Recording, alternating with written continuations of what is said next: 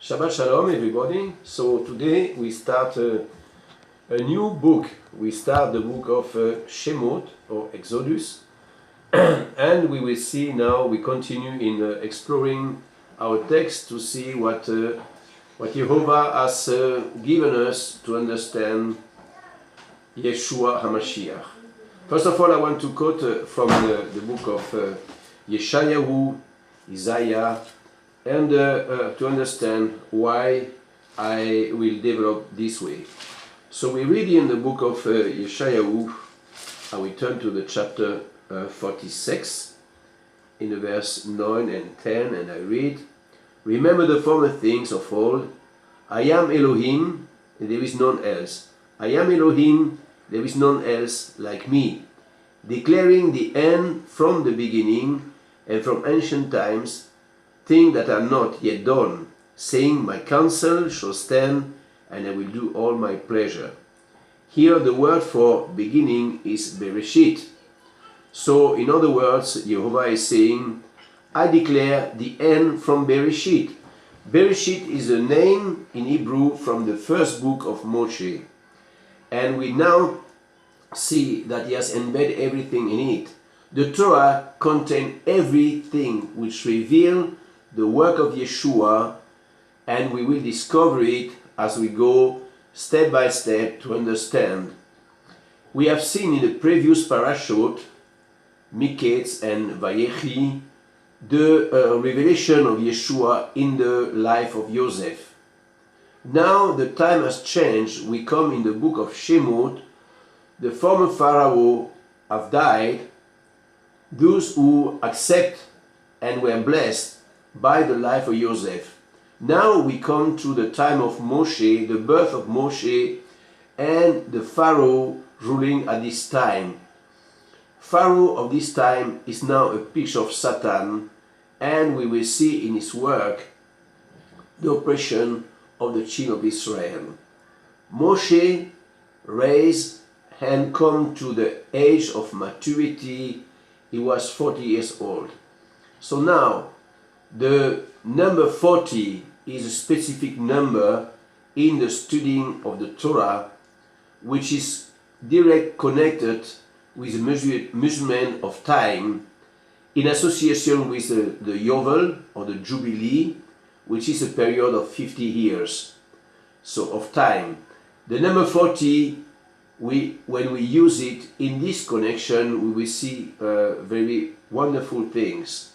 If we go to Bereshit chapter 6 in verse 3, we see the first time the reading here, and Jehovah say, my Ruach spirit shall not always strive with man, for that he also is flesh, yet his days shall be 120 years.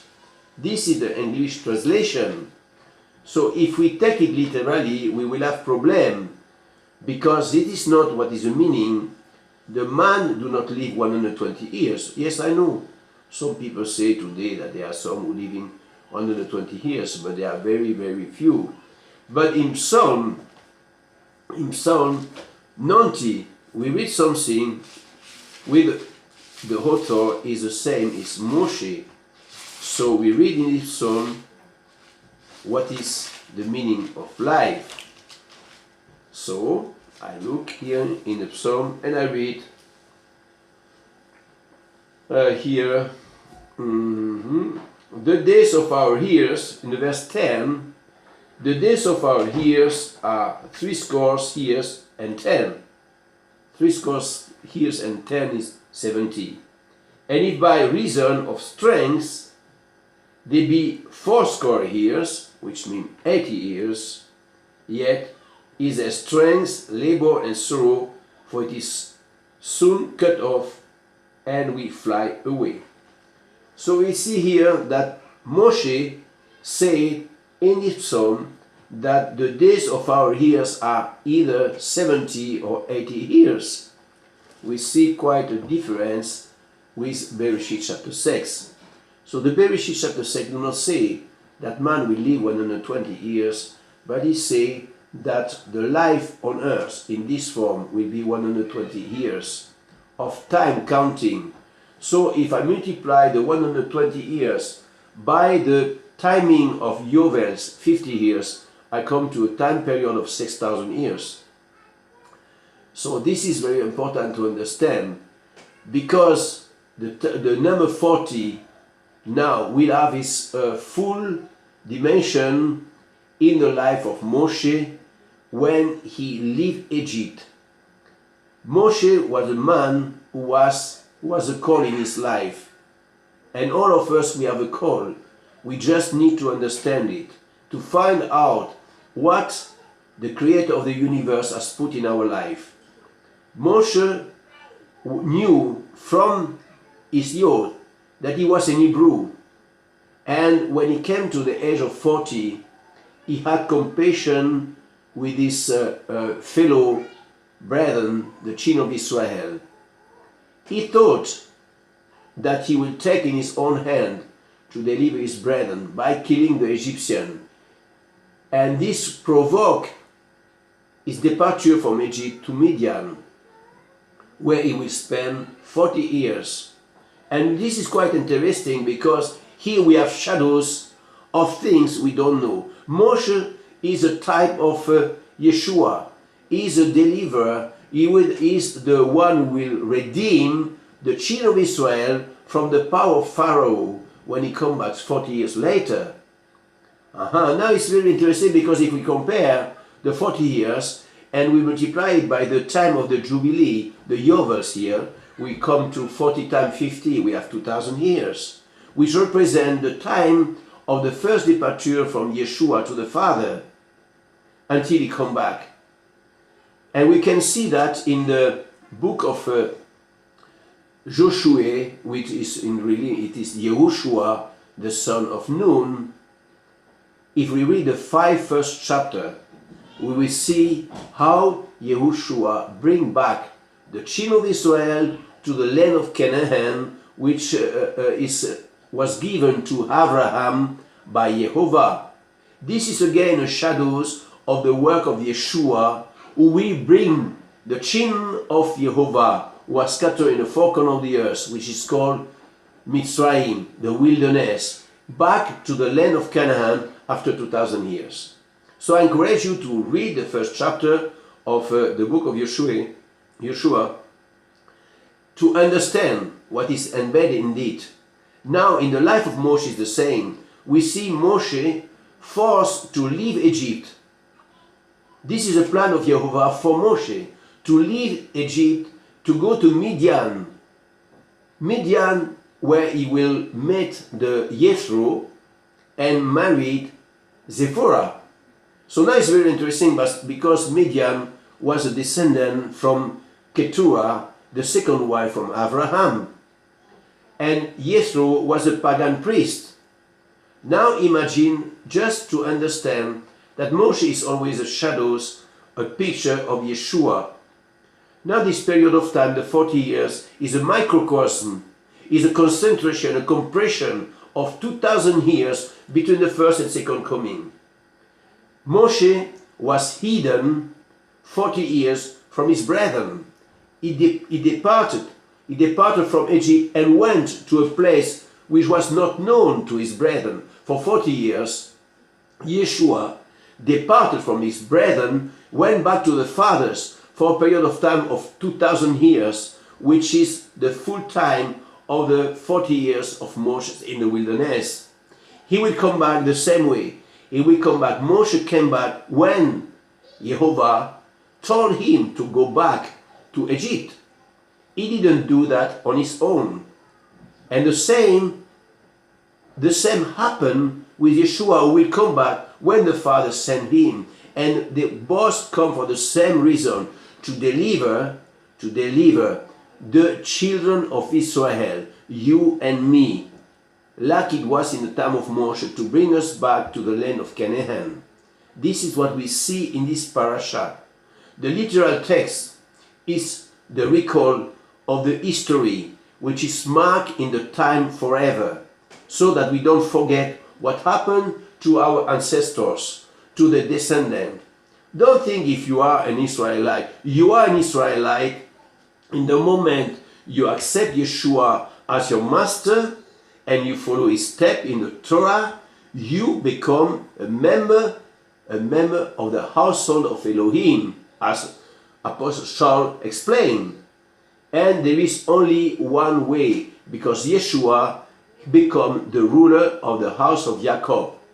That is what you read in the book of Luke in chapter 3, when it is his birth. He will reign of the house of Jacob forever. The house of Jacob is 12 tribes. Here Moshe now will undergo 40 years of perfection. And like Yeshua, he will be perfected by suffering. This is the same. We read that in the book of Hebrews, chapter 5, verse 8. I will read for you, and you will see that Yeshua, like Moshe, or the Moshe like Yeshua, had to undergo suffering in order to be perfected. Chapter 5, verse 8. Let me see. Verse 8. Though he were a son, speaking of Yeshua, yet learned he obedience by the thing which he suffered. And being made perfect, he became the author of eternal salvation unto all them that obey him. You see, now Moshe was also, he has to go through suffering. He goes from his lofty place in the house of Pharaoh, where he had all comfort, where he had all what he needed, in order to humble himself, and went into Midian, where he suffered 40 years, the separation from his brethren. This is the suffering he suffered.